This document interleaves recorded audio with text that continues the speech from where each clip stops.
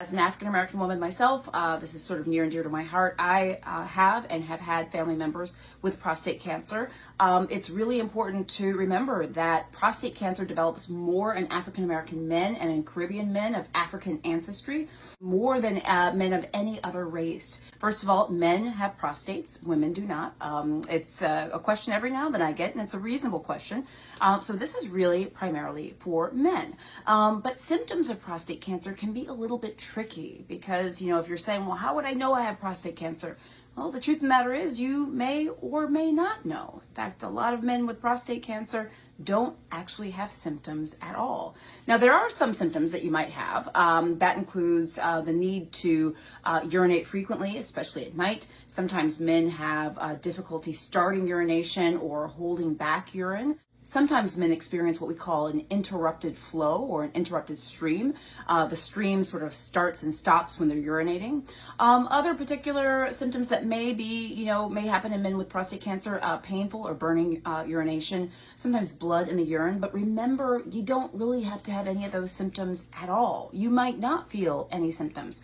Some men get ejaculation symptoms or ejaculatory problems, either difficulty achieving or maintaining an erection or painful ejaculation, blood in the semen, or decreased volume of ejaculation, etc.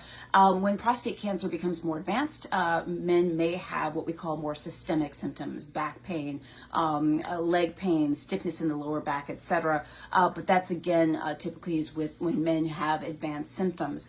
I think one of the most important things to remember here is that as a man who has prostate cancer, you may not know that you have it at all because you might not have symptoms. So that's why it's really important to have regular checkups with your doctor so that you can be screened and sort of go over your risk factors. Risk factors are really important when it comes to prostate cancer, just like many other cancers, okay? So first of all, one risk factor is age, okay? It's very uncommon for men to have prostate cancer under the age of 40. But the risk of cancer does rise over the age of 50. So it's important to remember that age, as we age, that becomes a risk factor for men. The other thing is race and ethnicity. This is really, really important. As an African-American woman myself, this is sort of near and dear to my heart. I have and have had family members with prostate cancer. It's really important to remember that prostate cancer develops more in African-American men and in Caribbean men of African ancestry, more than men of any other race. That is really, really important. If you are African American or of African ancestry, your risk is higher than other men. That is really important. You need to make sure you are talking to your doctor, that you are getting screened. Another big factor really that should be at the top of the list is family history. Family history is key. It's clutch with prostate cancer and so many other cancers. If you have a family history of prostate cancer, well, you need to make sure that you are screened.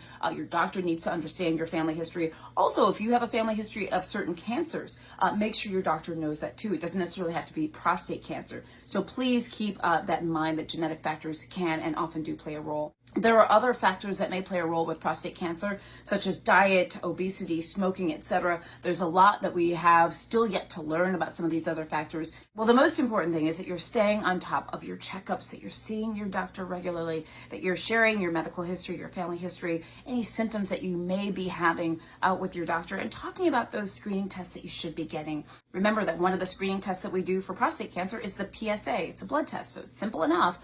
Please make sure you talk to your doctor, guys. I hope this is helpful. Guys, please share this video with other people. If you have not liked and followed my page, I invite you to do so. And for those of you who send stars, you can find those right underneath the video. I so appreciate every single one of you. I appreciate all of you. Thank you guys so much. I'll see you soon.